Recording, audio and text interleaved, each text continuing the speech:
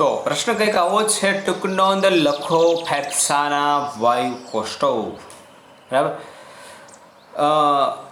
રુધિરમાં oxygen અને carbon dioxide એટલે કે વાયુનું વિનિમય કરવાનું કામ જે મહત્વનું અંગ કરે છે એ છે વાયુ કોષ્ટો. હવે ફેફસાની અંદર એકથી વધારે સંખ્યાની અંદર આવા વાયુ કોષ્ટો આવેલા હોય છે. ફેફસામાં અત્યંત નાની શ્વાસવાહિકાઓ ફુગ્ગા જેવા સંરચનાઓમાં અંત પામે છે, તેને વાયુ કોષ્ટો કહેવામાં આવે છે. અત્યંત નાની જે શ્વાસવાહિકાઓ છે, બરાબર. ફેફસાની આકૃતિ તમે અગાઉ જોઈ ગયા છીએ. આ ફેફસા છે એની અંદરથી સૌથી પહેલાં છે એ શ્વાસ નળી છે, શ્વાસ વાહિની છે, અને પછી જે નાના નાના જાળી જેવો ભાગ દેખાય છે એની શ્વાસ વાહિકાઓ છે. અને આ શ્વાસ વાહિકાનો છેલ્લો જે છેડો છે ને એ ફુગ્ગા જેવી સંરચના બનાવે છે. એ ફુગ્ગા જેવી જે સંરચના જે છે તમને દેખાય એ ફુગ્ગા જેવી સંરચનાને આપણે વાયુ કોષ્ટો એવું નામ આપીએ છીએ. બરાબર. તો આ ફુગ્ગા જેવી સંરચના એટલે શું થયું? તમારા વાયુ કોષ્ટો. વાયુ કોષ્ટો કહે છે, વાયુ કોષ્ટો છે એ શ્વસન વાયુઓ એટલે ઓક્સિજન અથવા તો કાર્બન ડાયોક્સાઇડની આપલે માટેની વિશાળ સપાટી પૂરી પાડે છે. હવે સીધી નળ વાહિની હોય તો આપણને એવડી મોટી વિશાળ સપાટી છે એ ન મળે, પરંતુ વાહિની છે એ ફુગ્ગા જેવો ભાગ છે એટલે વિશાળ વિસ્તાર પૂરો પાડે છે આપણને. છેલ્લે માટે વાયુના વિનિમય માટેનો વિશાળ વિસ્તાર પૂરો પાડવાનું કામ છે એ કોણ કરે છે? એ આવી શ્વાસ વાહિકાઓનો છેડો જેને આપણે વાયુ કોષ્ટો કહીએ છીએ. જો વાયુ કોષ્ટોની સપાટીને વિસ્તૃત કરવામાં આવે તો એ લગભગ 80 મીટર સ્ક્વેર વિસ્તારને ઢાંકે છે. આમ વિનિમય માટે તે વિશાળ વિસ્તાર અને કાર્યક્ષમ સપાટી પૂરી પાડે છે. બધા જ જે આવા ફુગ્ગા જેવા વાયુ કોષ્ટો તમને આપ્યા છે ને તમારા ફેફસાની અંદર હોય છે, એ ફેફસાને અંદરના વાયુ કોષ્ટો છે એ કાપી એને સીધા સપાટ બનાવવામાં આવે. જો આવું આ રીતનું કદાચ ગુચ્છ હોય ને, ગુચ્છને કાપીને આમ સીધું સપાટ કરવામાં આવે, પછી આમ જોડી દેવામાં આવે ને તો એક મોટો ચોરસ બને. બરાબર. એવું ચોરસ બને કે જે 80 મીટર લાંબુ ને 80 મીટર પહોળું છે. કવડી મોટી સપાટી થઈ 80 બાય 80 એટલે કે 80 મીટર સ્ક્વેર. 1 મીટર એટલે 3.5 ફૂટ થાય. તમારી પાસે ફૂટ હોય ને એ 3.5 એટલે 3.3 ફૂટ જેવું થાય છે. આવા 3.3 ફૂટ વાળા 80 એટલે 8 તેરી 24 તો પાક્કા, પણ કદાચ પાછળ ઉમેરવામાં આવે 6 પંચા 30 કરતા તો અહીંયા છે એ 27-28 ફૂટ લાંબી અને પહોળી આવી આખી પ્લેટ બનાવી શકાય. એટલે એટલું બધું ક્ષેત્રફળ છે એ રોકે છે. તો તે લગભગ 80 મીટર સ્ક્વેર વિસ્તાર છે એ ઢાંકી દે છે. પણ એ ફેફસાની અંદર હોય ને એ પાછા કોષ્ટક આમ ફુગ્ગા જેવી સંરચના સ્વરૂપે હોય છે. આવા વિશાળ વિસ્તારને લીધે છે આપણને કાર્યક્ષમ સપાટી ઓક્સિજન અને કાર્બન ડાયોક્સાઇડના વિનિમય માટેની પૂરી પડે છે. વાયુ કોષ્ટોની દિવાલ પર રુધિર કેશિકાઓની વિસ્તૃત જાળીદાર રચના આવેલી હોય છે. તો આ તમારા વાયુ કોષ્ટ થયું. તમે સમજી લેજો કે ભાઈ જે છેલ્લી વાહિની છે, બરાબર, એ વાયુ કોષ્ટ છે એની અંદર જુઓ પરિણમે છે છેલ્લા ફુગ્ગા જેવી સંરચના છે. આપણે દ્રાક્ષના, બરાબર, એ આખા ઝુમખા જેવી સંરચના છે. એની ફરતે ફરતે જુઓ કંઈક દેખાડી છે તમને. આ જે દેખાય છે ને ફરતે જાળી જેવી સંરચના અહીંયા, બરાબર, અહીંયા જે તમને જાળી જેવી સંરચના આ દેખાય છે, આ જાળી જેવી સંરચના છે, બરાબર, એ શેની છે? રુધિર કેશિકાઓની છે, જે સમગ્ર વાયુ કોષ્ટોની અંદર આવેલી હોય છે. બરાબર. રુધિર કેશિકાઓ, જે કેશિકા ઓક્સિજન વાળું રુધિરનું વહન કરે ને એ રેડ કલરમાં બતાવી છે તમને, અને જે કાર્બન ડાયોક્સાઇડ વાળા રુધિરનું વહન કરે છે ને એ તમને બ્લુ કલરની અંદર બતાવી છે. બ્લુ કલર વાળી જે રુધિર કેશિકાઓ છે ને એ રેડ થઈ જાય. જુઓ, બ્લુમાંથી અહીંયા આગળ જાવ એટલે અહીંયા જુઓ, બરાબર, એ કેવી થઈ જાય છે? રેડ થઈ જાય છે. રેડ થઈને આગળ વધે છે. તો અહીંયા તમે એની પરથી નક્કી કરી શકો છો કે ભાઈ ફેફસાની અંદર એ કાર્બન ડાયોક્સાઇડ આપે છે અને ઓક્સિજન છે એ મેળવવાનું વિનિમયનું કામ અહીંયા રુધિર કેશિકાઓ છે એ વાયુકોષ્ઠોની મદદથી કરે છે, બરાબર. તો આ તમારા થયા ફેફસાના વાયુકોષ્ઠો, બરાબર. ઘણીવાર તમને કદાચ આ ટૉપિક સમજ્યા પછી એવો પ્રશ્ન થશે કે સાહેબ આ ટૉપિક તો છે એ ચેપ્ટરમાંથી પરીક્ષાની અંદર નથી પૂછાવાનો, 30% સિલેબસ જે તમારો કાપેલો છે એમાં, બરાબર, એ વિચારતા. પરંતુ છે એ બાબતનું ખાસ ધ્યાન રાખો. તો તમે સ્ટેપ બાય સ્ટેપ દરેક વસ્તુ સમજશો ને તો તમને આગળનું સમજાશે. હું વચ્ચેથી આ સ્કીપ કરી નાખું, ચાલો આ પરીક્ષાની અંદર નથી પૂછાતો, બરાબર, તો પછી આગળનો ટોપિક તમને સમજાશે નહીં. એટલે જે રિલેટેડ કરેલી વસ્તુ છે એ ફરજિયાત રીતે તમારે ભણવી પડશે અને યાદ પણ રાખવી પડશે. પૂછાય ન પૂછાય એ બરાબર, એ પછીની વાત છે. તો અહીંયા વાયુ કોષ્ઠોનું કાર્ય અને વાયુ કોષ્ઠો વિશેની ટૂંક નોંધ છે એ ખાલી 4 લીટીની છે. પૂછવું તો 2 માર્કની અંદર પૂછાઈ જાય છે, બરાબર, એ પ્રકારે છે. ત્યાર પછી આવે છે મનુષ્યના શ્વસન રંજક દ્રવ્ય શા માટે જરૂરી છે. મનુષ્યના શ્વસન માટે જે શ્વસન રંજક દ્રવ્ય અહીં કીધું છે એની જરૂરિયાત શા માટે છે. આ શ્વસન રંજક દ્રવ્ય એટલે શું, બરાબર, એ આપણે જોવાનું છે. કાંઈક દ્રવ્ય છે અને પાછું રંજક છે અને પાછું શ્વસનમાં વપરાય છે, એટલે કે શ્વસન રંજક દ્રવ્ય એટલે શું. જો તમને પ્રશ્ન આખો રેડ કરીને બતાવો છે તો એની પરથી ખબર પડી જશે કે શ્વસન રંજક દ્રવ્ય ક્યાં આવેલું છે શરીરની અંદર, બરાબર, બ્લડની અંદર, લોહીની અંદર, બરાબર. તો શ્વસન રંજક દ્રવ્ય આપણે ખાસ અહીંયા સમજવાનું છે. તો ઘણીવાર શું થાય કે જ્યારે પ્રાણીઓનું કદ મોટું થઈ જાય, હવે અમીબા અને પેરામિશિયમ એની અંદર લોહી ન હોય, જ્યારે કદ મોટું થઈ જાય ને એટલે બ્લડ છે એ વધે, લોહીનું પ્રમાણ વધે. જેમ પ્રાણીનું કદ મોટું એમ બ્લડ વધારે. હાથીની અંદર સૌથી વધુ લોહી, કીડીની અંદર કાંઈ નહીં, બ્લડ ડોનેશન કરાવી. તો જ્યારે પ્રાણીનું કદ વધારે હોય ત્યારે તે બધા જ અંગોમાં ઓક્સિજન પહોંચાડવા માટે માત્ર પ્રસરણ દાબ પર્યાપ્ત અને કાર્યક્ષમ નથી. અમીબા પેરામિશિયમ જેવા એકકોષીય સજીવો છે ને, નરી આંખે નથી દેખાતા, એટલા બધા નાના છે. તો એની અંદર ઓક્સિજન પહોંચાડવું હોય તો એ ત્વચા દ્વારા ઓક્સિજન લઈને આખા શરીરમાં પહોંચાડે. પરંતુ મોટા કદના પ્રાણીઓમાં આ શક્ય નથી. પ્રસરણ દ્વારા ઓક્સિજન પહોંચાડવો શક્ય નથી. એક કોષ બીજાને આપે, બીજો ત્રીજાને આપે, ઠેઠ પગત કે કાંઈ ન વધે, બરાબર. આવું થાય ને કે ભાઈ ચામડીને અહીંથી સપોઝ કે ઓક્સિજન લીધો, ઓક્સિજન એક કોષ બીજાને આપે, બીજો ત્રીજાને આપે, આવું કરોડો કોષ છે. કરોડો કોષના છેલ્લા કોષ સુધી ઓક્સિજન પહોંચે જ નહીં ક્યારે. તો આવી સંરચના શક્ય નથી પ્રસરણ દ્વારા. પ્રસરણ કોને કહેવામાં આવે? બહુ સીધું ને સાદું ઉદાહરણ હું તમને સમજાવું. ભાઈ ઘણીવાર એક રોલ બનાવવામાં આવે, કંઈક વસ્તુ સામાન છે એની હેરફેર કરવી હોય, ઈંટોની હેરફેર કરવી હોય, તો એક ભાઈ અહીંયા ઊભા રહે, અમુક અંતર મૂકીને બીજો ઊભો રહે, અમુક અંતર મૂકીને ત્રીજો ઊભો રહે. અહીંયા પહેલો ઈંટ આપે, બીજાને ત્રીજો, બીજો ત્રીજાને આપે, ત્રીજો ચોથાને આપે, ચોથો પાંચમાને આપે. આ ઈંટની વાત હતી, બરાબર. એની બદલે એક બરફીનો કટકો આપે તો પહેલો આપે, પહેલાંને એમ થાય લાઈને હું થોડોક ખાઉં, બીજો થોડોક ખાય, ત્રીજો થોડોક ખાય, છેલ્લે થોડોક કંઈ ન વધે. આવું થાય ને. તો આ ઓક્સિજનની વાત છે. પ્રત્યેક કોષ પોતાનો ઓક્સિજન વાપરીને બીજા કોષને આપે, બરાબર. તો છેલ્લા છેવાડાના કોષ સુધી ઓક્સિજન ન પહોંચે એટલા માટે પ્રસરણ દ્વારા ઓક્સિજન પહોંચાડવાનો કોઈ ફાયદો જ નથી. એટલે માત્ર પ્રસરણ દ્વારા આપણા શરીરમાં ઓક્સિજન વહન પામતો હોય તો ફેફસામાંથી પગના અંગૂઠા સુધી ઓક્સિજન પહોંચાડવા માટે 3 વર્ષ જેવો સમય લાગશે. આગળના ધરાઈ ક્યાં બરફીનું બીજું કટકો જ આવજો, બરાબર. આગળના 2-3 જણા ધરાઈ ન રહે ત્યાં સુધી વાસલાવાળાને પહોંચાડે જ નહીં ને. ક્યારે પહોંચે? જ્યારે આગળના સંતૃપ્ત થઈ જાય ને ત્યારે છેલ્લે પહોંચે. 3 વર્ષે અહીંયા પહોંચાડવાની વાત છે. કરોડો કોષો છે ને ભાઈ. અહીંથી ફેફસામાંથી લઈને પગના અંગૂઠા સુધી ઓક્સિજન પહોંચાડતા કેટલી વાર લાગશે? 3 વર્ષ જેટલો સમયગાળો લાગશે પ્રસરણ દ્વારા. પણ આ પ્રસરણ દ્વારા નથી થતું.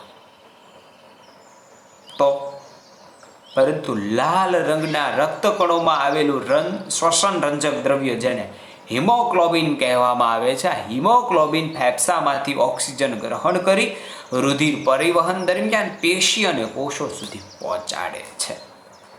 આવું ન કરવું પડે તો ઈટ એક જણાને બીજા આપવા કરતા છે એ સીધું જ શું કરવામાં આવે કે ટ્રક જ ભરી દેવામાં આવે, નથી સીધું ત્યાં પહોંચી જાય. બરાબર. તો આ ટ્રક શું છે કે જેની ઉપર બધો સામાન લદાવીને તમારે પહોંચાડવાનું છે. એ ટ્રક એટલે તમારા રક્ત કણ, અને રક્ત કણની અંદર આવેલું જે શ્વસન રંજક દ્રવ્ય કહેવામાં આવે જે હિમોગ્લોબિન છે. આ હિમોગ્લોબિન છે એ શું કરશે? ઓક્સિજન છે એને પહોંચાડવાનું કામ કરશે. શરીરમાં હિમોગ્લોબિન ન હોત તો છે એ ઓક્સિજન પહોંચત જ નહીં. 3 વર્ષે પહોંચે ત્યાં તો ઓલા કોષ છે એ શું કામ કરી શકે? એટલે હિમોગ્લોબિન છે એ ઓક્સિજન ગ્રહણ કરી અને રુધિર પરિવહન દરમિયાન પેશી અને કોષો સુધી છે પહોંચાડવાનું કામ કરે છે. આ હિમોગ્લોબિન ક્યાં હોય? હિમોગ્લોબિન હોય છે રક્તકણોની અંદર. બરાબર. લાલ રંગનું રક્તકણ જેને કહેવામાં આવે છે, આ રક્તકણની અંદર છે એ હિમોગ્લોબિન નામનું દ્રવ્ય આવેલું હોય છે, જેને શ્વસન રંજક દ્રવ્ય કહેવામાં આવે. અને આ રક્તકણ ક્યાં હોય? રક્તની અંદર, બ્લડની અંદર. આ જો પેલેટ દેખાય પાછળની તરફ બેકગ્રાઉન્ડની અંદર, ક્વેશ્ચનના બેકગ્રાઉન્ડની અંદર જુઓ તમને પેલેટ જેવી સંરચના દેખાય. ઓલી એપલની 2 ચોકલેટ આવે ને, બરાબર, એવી સંરચના જો દેખાય છે. એ તમારા રક્તકણો છે ને. આ રક્તકણોની અંદરના ભાગે છે હિમોગ્લોબિન આવેલું હોય છે. હવે હિમોગ્લોબિન છે ને એ એવું દ્રવ્ય છે કે જે ઓક્સિજન સાથે ઊંચી બંધ ઉર્જા ધરાવે છે. હવે જેવો ઓક્સિજન મળે તો ઓક્સિજન સાથે સંયોજાય છે. બહુ ડીપમાં આમાં નથી જવાનું. શું થાય છે? સંયોજાઈ જાય છે. બરાબર. તો શું કરે છે? હિમોગ્લોબિન છે એ ઓક્સિજન ગ્રહણ કરી શરીરના બધા જ કોષો સુધી લઈ જાય છે અને ઓક્સિજનની ઉણપ ધરાવતા કોષો પાસે છે ઓક્સિજન મુક્ત કરે છે. આખા શરીરની અંદર લોહી હોય, ગમે ત્યાં કાપો, અહીંયા કાપો તો નીકળે, અહીંયા કાપો, નખ અને વાળ, બરાબર, આ 2 વસ્તુ કાપો તો લોહી ન નીકળે, બાકી બધું કાપો લોહી નીકળે, બ્લડ નીકળે. બધી રુધિર વાહિનીઓ છે. એટલે જ્યાં ઓક્સિજનની જરૂરિયાત હોય ત્યાં સુધી છે એ આ હિમોગ્લોબિન છે એ ઓક્સિજનને લઈ જશે. કઈ રીતે? સંકીર્ણ સંયોજન બનાવીને પોતાની સાથે સંયોજાઈને ઓક્સિજનને છે એ લઈ જશે. બરાબર. એટલે પ્રત્યેક કોષ સુધી જો ઓક્સિજન પહોંચાડવો હોય તો હિમોગ્લોબિન નામનું શ્વસન રંજક દ્રવ્ય છે એ આપણા શરીર માટે જરૂરી છે. બરાબર. ઊંચી બંધન ઉર્જા ધરાવે છે એટલે ઝડપથી એની સાથે જોડાઈ જશે. ભળતું ન હોય તો કેમ હાલે? બરાબર. કઈ રીતે? કે જે રીતે એક કપડું છે એ પાણીને શોષી લે છે, એમાં હિમોગ્લોબિન છે ને તો જ ઓક્સિજન બધો ગ્રહણ થઈ જાય છે. હવે કપડાને બદલે તમે છે, બરાબર, એ કોઈક લોખંડની વસ્તુ લાવો, લોખંડનું પતરું લાવો, પાણી ગ્રહણ કરે? ન કરે, શોષે નહીં ને પાણીને. બરાબર. તો આ હિમોગ્લોબિનનું કામ આવું છે કપડાં જેવું, કે ભાઈ અંદર ઓક્સિજનને લઈ લે, પોતાની સાથે સંયોજન બનાવી દે, અને જેવું તમે ઓલું કપડું આમ નીચવો ને એટલે પાણી બહાર નીકળે છે. એમ જ્યાં કોષો પાસે જશે ત્યાં નીચવવાનું નથી, બાય એમાંથી અલગ પડી જશે, ઓક્સિજન આપી દેશે.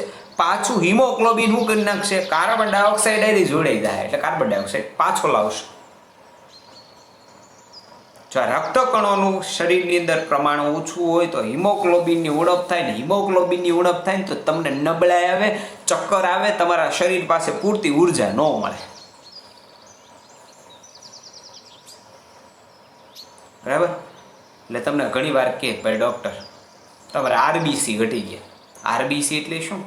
2 પ્રકારના કણો આપણા શરીરની અંદર છે, એક આરબીસી અને એક ડબલ્યુબીસી, રેડ બ્લડ કાઉન્ટ અથવા cell, sorry, red blood cell, અને ડબલ્યુબીસી વ્હાઇટ બ્લડ છે. અને ત્રીજી આવે છે રુધિર કણિકાઓ અથવા ત્રાકકણો જેને કહેવામાં આવે છે. આ 3 પદાર્થો અને સાથે સાથે છે એ રુધિર રસ, આ 4 વસ્તુ ભેગી થઈ અને રુધિર બને છે.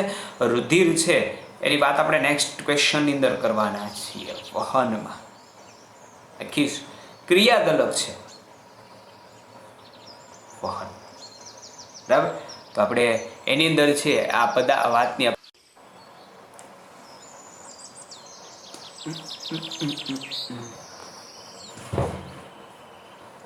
મારા વીરા વિરલતને કાઢી લઈ દો. Okay, not okay. ઓકે,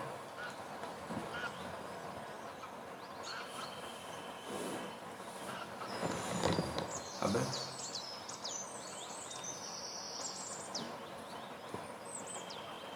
હવે હવે હવે ઓકે.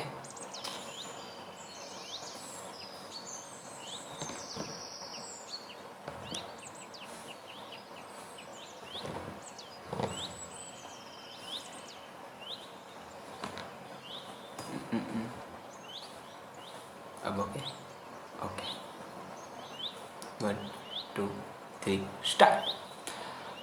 તો અહીંયા પ્રશ્ન કંઈક આવો છે કે ભાઈ રુધિર વિશે નોંધ લખો અને અસરકારક પરિવહન તંત્રની લાક્ષણિકતાઓ છે તે જણાવો. પ્રશ્ન બહુ ઉંચવાળે એવો છે, પણ તમને ટૂંક નોંધ લખો રુધિર વિશે પૂછવામાં આવે.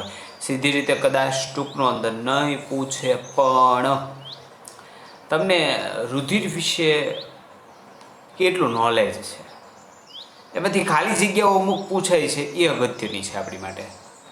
તો અહીંયા જો વાહિનીમાંથી રુધિર કેશિકામાંથી નીકળતું રુધિર છે એ બતાવ્યું છે. આમાં તમને 4 વસ્તુ કુલ દેખાય છે, જોઈ લો. એક ઓલા લાલ લાલ કલરના એપલ બે ચોકલેટ જેવા પેલેટ, બીજું ઓલા વાદળી કલર જેવું દેખાડ્યું છે, બરાબર. એક છે એ આ લાલ લાલ કલર જેવા પેલેટ. બીજા છે એ તમને જે બતાવ્યા છે એ કરકરિયાવાળા ઉપર દેખાય છે, ઉપરથી ખરબચડા કોરોના જેવા દેખાય છે, બરાબર. એવા છે એ શ્વેત કણો, બરાબર. ત્રીજું જે તમને દેખાય છે આ ભાગ, બરાબર, એ જે દેખાય છે અનિયમિત આકાર ધરાવે છે એ તમારા ત્રાકકણો છે. અને ચોથું જે પ્રવાહી જેવું દેખાય છે, લિક્વિડ જેવા ફોર્મમાં દેખાય છે, એ તમારો રુધિર રસ છે. આ 4 પદાર્થો ભેગા થઈને આપણું રુધિર બને છે. કુલ 4 પદાર્થો આવા ભેગા થશે ને આપણું બ્લડ બને, રુધિર બને. કઈ કઈ વસ્તુ કીધી અહીંયા? રક્તકણો, શ્વેતકણો, ત્રાકકણો, રુધિર રસ. 4 વસ્તુ ભેગી થઈને શું બને? રુધિર, બરાબર. તો રક્તકણો, શ્વેતકણો અને ત્રાકકણો, 3 કણો અને એક રુધિર રસ ભેગા થઈને રુધિર બનાવે. રુધિર એક લાલ રંગની પ્રવાહી સંયોજક પેશી છે. અહીંયા પ્રવાહી શબ્દ એક નથી આપ્યો, એડ કરવો. રુધિર લાલ રંગની પ્રવાહી સંયોજક પેશી છે. રુધિરમાં પ્રવાહી માધ્યમ તરીકે રુધિર રસ, જેને પ્લાઝમા પણ કહેવામાં આવે છે, પ્લાઝમા અને તેમાં કોષો છે એ નિલંબિત હોય, એટલે કે ફરતા હોય, ઓગળી ન ગયા હોય, નિલંબન, બરાબર. ધૂળ અને પાણી મિક્સ કરો તો એની અંદર ધૂળના કણો નિલંબન હોય. તો અહીંયા રુધિર રસ છે એની અંદર રુધિર કોષો છે, અથવા તો રુધિર કોષો તરીકે રક્તકણો છે, બરાબર. એ કેવા હોય? નિલંબિત હોય. રક્તકણો છે, બરાબર. રુધિર કોષો કયા કયા હોય? તો 3 રુધિર કોષો આવેલા હોય. એક તો રક્તકણો જેને કહેવામાં આવે છે, RBC રેડ બ્લડ સેલ, બરાબર. પછી આવે છે WBC એટલે શ્વેત કણ, શ્વેત રુધિર કોષો. અને ત્રીજું છે ત્રાક કણો, જેને રુધિર કણિકાઓ પણ કહે છે. તેણેના અલગ અલગ કામ છે, તેણેના અલગ અલગ કામ છે. આમાં ન થાય બા, સમજી લેવાના છે આપણે, આપણા માટે અગત્યના છે. એટલે પહેલું રક્તકણનું કામ શું છે? રક્તકણ હિમોગ્લોબિન ધરાવે છે, જે શ્વસન રંજક દ્રવ્ય છે. ઓક્સિજનની આપ-લે માટે રક્તકણ જરૂરી છે. તો શ્વેતકણનું શું કામ છે? તો શ્વેતકણ છે ને એ આપણા શરીરના સૈનિકો છે, બોડીગાર્ડ્સ છે. શું કરે છે? રક્તકણ આપણા શરીરને રોગો સામે રક્ષણ આપે છે, બરાબર. આપણા શરીરની અંદર કોઈ પણ જગ્યાએ છે, કોઈ પણ પ્રકારના બેક્ટેરિયા કે વાયરસ છે ઘૂસી ગયા છે, તો એને મારવાનું કામ કોનું છે? આ શ્વેતકણનું છે. એટલે જ તેની ફરતે ફરતે જુઓ ઓલા ખીલાવાળો ભાગ આપ્યો છે, બરાબર. શ્વેતકણો, આ શ્વેતકણો છે એ તમારા જે અંદર ઘૂસી ગયેલા વાયરસ કે બેક્ટેરિયા સામે લડે છે. જેટલા તમારા બ્લડની અંદર આ શ્વેતકણોની સંખ્યા વધુ ને એટલી તમારી રોગ પ્રતિકારક શક્તિ વધારે. અંદર ગમે એવા સૂક્ષ્મ જીવો વયા જાય રોગકારક, તેમ છતાં તમને કંઈ ન થાય. શા માટે? તમારી પાસે શ્વેતકણોની સંખ્યા વધારે છે. એટલા માટે રિપોર્ટ કરે ને બ્લડનો, ત્યાં ડૉક્ટર શ્વેતકણનો રિપોર્ટ કરે, બરાબર. અને તમને એમ કે કાઉન્ટ ઘટી ગયા. કાઉન્ટ ઘટી ગયા એટલે શું? તમે લડતા લડતા તમારા શ્વેતકણોની સંખ્યા ઘટી ગઈ. સૈનિકો છે, યુદ્ધ થાય આમ આમે, બરાબર, કોઈ બી વાયરસ સાથે, તો તમારા કણો પણ મરાય ને ભાઈ, તમારા સૈનિકોએ મરાય. એટલે શ્વેતકણની સંખ્યા ઘટી જાય એવા સમયે પછી તમે એની સામે રક્ષણ ન મળે તો પછી બહારથી દવાની જરૂર પડે, બરાબર. જો તમારી સારી એવી રોગ પ્રતિકારક શક્તિ હોય તો પણ કાંઈ થાય ને. એ શ્વેતકણોને કારણે હોય છે.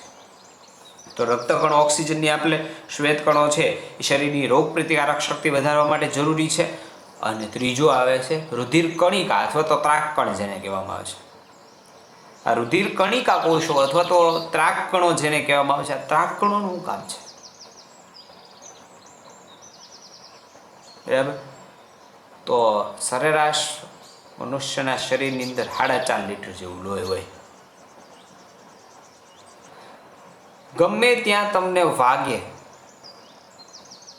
બરાબર, વાગી ગયો, આજે અહીં ચીરો પડ્યો, તો 5 દિવસ પછી જુઓ ત્યાં શું દેખાય? ભીંગડું વળી દેખાય, બરાબર. તો આ ત્રાકકણો રુધિર જામવાની ક્રિયા અથવા રુધિર કણિકાઓ છે એ રુધિર જામવાની ક્રિયામાં મદદરૂપ થાય. એમાં થ્રોમ્બિન હોય, ઓક્સિજનની હાજરીમાં પ્રોથોમ્બિક બનાવી નાખે, બરાબર. આગળ આવશે તમારે, આપણે બહુ એમાં ડીપમાં નથી જવાનું. આપણે એટલું જ તે કે રુધિર ગંઠાઈ જવાની ક્રિયા માટે જવાબદાર કોઈ હોય ને તો ત્રાકકણો છે. ગંઠાઈ જવાની એટલે શું? ગઠાઈ જવાની, બરાબર, એટલે કે જામી જવાની ક્રિયા. કંઈથી વાગે તમને તો અમુક સમય પૂરતું લોહી નીકળશે, પછી શું થાય? જ્યાં લોહીવાળો ભાગ છે ને, જ્યાંથી કપાઈ ગયેલો ભાગ છે, ત્યાં અમુક સમય પછી ભીંગડું જોવા મળે. શું કામ? લોહી બંધ થઈ જાય. તો આ ત્રાકકણો છે ને, જેવા ઓક્સિજન એટલે કે હવાના સંપર્કમાં આવે ને, એટલે હવામાં રહેલા પદાર્થ સાથે થર્મોપ્લાસ્ટિક ઉપર એક પ્રથોમ્બિનનું સ્તર બનાવી નાખે, બરાબર. એક ભીગડા જેવું સ્તર બનાવી નાખશે અને એ સ્તરને લીધે લોહી તમારું બહાર નીકળતું અટકી જાય, બરાબર. અને છેલ્લે આવે છે ચોથું, કણ નથી પણ પ્લાઝમા, જેને આપણે કહીએ છીએ, રુધિર રસ કહીએ છીએ. આ રુધિર રસ છે એ શું કામ કરે છે? બરાબર. તો રુધિર રસ છે એ ખોરાક એટલે કે પોષક દ્રવ્યો એટલે કે ગ્લુકોઝ, કાર્બન ડાયોક્સાઇડ અને ક્ષારો, આ ઉપરાંત નાઇટ્રોજનયુક્ત ઉત્સર્ગ દ્રવ્યોનું છે એ દ્રાવ્ય સ્વરૂપે વહન કરે આપણા શરીરની અંદર. ગ્લુકોઝ રુધિર રસની અંદર ઓગળેલો હોય, કાર્બન ડાયોક્સાઇડ રુધિર રસમાં ઓગળે, સાથે ક્ષારો, વધારાનું પાણી અને નાઇટ્રોજનયુક્ત ઉત્સર્ગ દ્રવ્યો જે આપણા શરીરમાંથી યુરિયા સ્વરૂપે બહાર કાઢવાના છે, યુરિનમાંથી, બરાબર. તો આ બધા છે એનું વહન કરવાનું કામ રુધિર રસ કરે છે. રક્તકણો દ્વારા ઓક્સિજનનું વહન થાય, શ્વેતકણો દ્વારા છે એ રોગ પ્રતિકારક શક્તિ વધે, અને ત્રાકકણો છે એ રુધિર ગંઠાઈ જવાની ક્રિયામાં જવાબદાર છે. બરાબર. તો આ બધા પરિવહન તંત્ર, આપણા શરીરનું જે ટ્રાન્સપોર્ટેશન સિસ્ટમ છે, પરિવહન તંત્ર છે, એની સાથે સંકળાયેલું કોઈ પ્રવાહી સંયોજક પેશી હોય તો એ રુધિર છે. બરાબર. અને બધા સજીવોની સરખામણીએ જે પ્રાણીઓ અથવા તો મનુષ્ય છે કે જેની અંદર રુધિર આવેલું છે, બરાબર, એવા પ્રાણીઓ છે એની પરિવહન તંત્ર છે એ ખૂબ જ અસરકારક છે. અસરકારક એટલે શું? ક્વિક, તરત જ છે એ પદાર્થો પહોંચી જાય એવા અસરકારક. તો આવા અસરકારક પરિવહન તંત્રની લાક્ષણિકતાઓ પૂછાતી નથી, પણ કદાચ તમને પૂછી લે, તમારા બહુ સારા નસીબ હોય તો, કદાચ પૂછાઈ જાય. તો અસરકારક પરિવહન તંત્રની લાક્ષણિકતા શું હોઈ શકે? તો અહીં તમને કીધું છે અસરકારક પરિવહન તંત્રની લાક્ષણિકતા. તો અહીંયા રુધિરને સમગ્ર શરીરમાં ધકેલી શકે તેવા પંપનું કાર્ય કરતું અંગ એની પાસે છે. રુધિરને સમગ્ર શરીરની અંદર છે એ ધકેલી શકે તેવા પંપનું કાર્ય કરતું અંગ છે એ આવેલું છે અસરકારક પરિવહન તંત્રની અંદર. બધી પેશીઓ સુધી વાહિનીઓ છે એ જાળીમય રીતે ગોઠવાયેલી છે. કોઈ પણ ઈજા થાય તો ત્રાકકણો એનું સમારકામ કરી શકે છે. બરાબર. તો આવી અસરકારક પરિવહન તંત્ર છે એની લાક્ષણિકતાઓ અહીંયા આપેલી છે. બરાબર. જે પ્રાણીઓની અંદર જોવા મળે છે. બરાબર. તો અહીંયા રુધિર છે એમાં તો એટલું જ યાદ રાખવાનું કે પ્રવાહી સંયોજક પેશી છે. બરાબર. રક્તકણો, શ્વેતકણો, ત્રાકકણો અને રુધિર રસ ભેગા મળીને રુધિર બનાવે છે. બરાબર. એની અંદર આ કણો નિલંબિત હોય. ત્રણે કણોના કાર્યો શું શું છે? રુધિર રસ શું કાર્ય કરે છે? એટલી વસ્તુ લખો એટલે પ્રવાહી સંયોજક પેશી, રુધિર એટલે શું સમજાવો, પ્રશ્ન પૂછો તો આવડે. બરાબર. તો અહીંયા રુધિરનો અધ્યાય છે એ તમારો સંપૂર્ણ રીતે કમ્પ્લીટ થાય.